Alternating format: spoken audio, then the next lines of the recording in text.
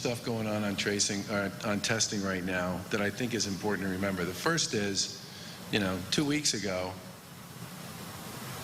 were we doing 350 a day 2 weeks ago?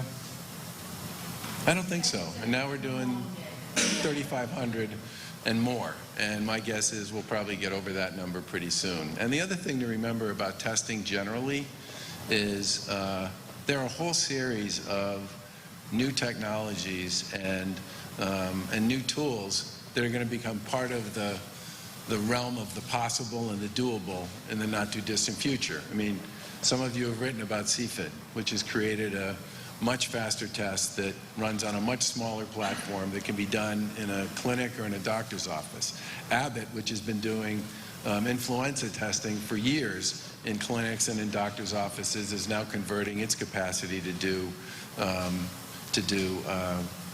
COVID-19 testing as well. That's a whole new set of players and operators who can expand the Commonwealth's ability to test. But there are two other big things going on, one of which relates to antibodies. I don't know, do you want to talk about how that's been used in other places? Because I think that's important. Okay.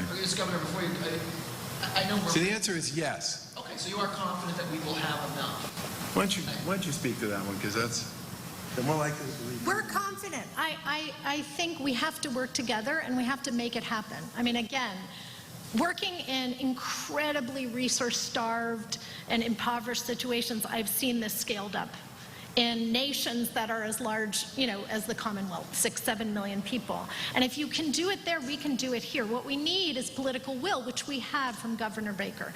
So I think we're all pulling together, and the new technologies are interesting. Antibody tests, which were used in Korea, are a way to show if people have been exposed, if they have the immune response, if they've mounted immune response.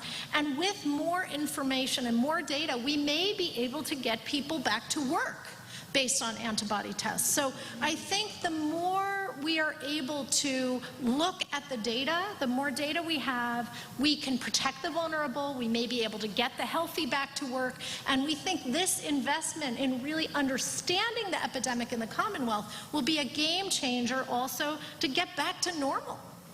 And instead of just waiting, I think the problem with this idea of, is it too late? Well, we could just wait.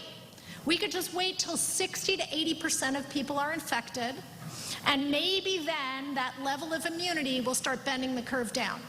I don't want to wait that long, and I don't think it's humane to wait that long, and we know that Governor Baker and his administration doesn't either.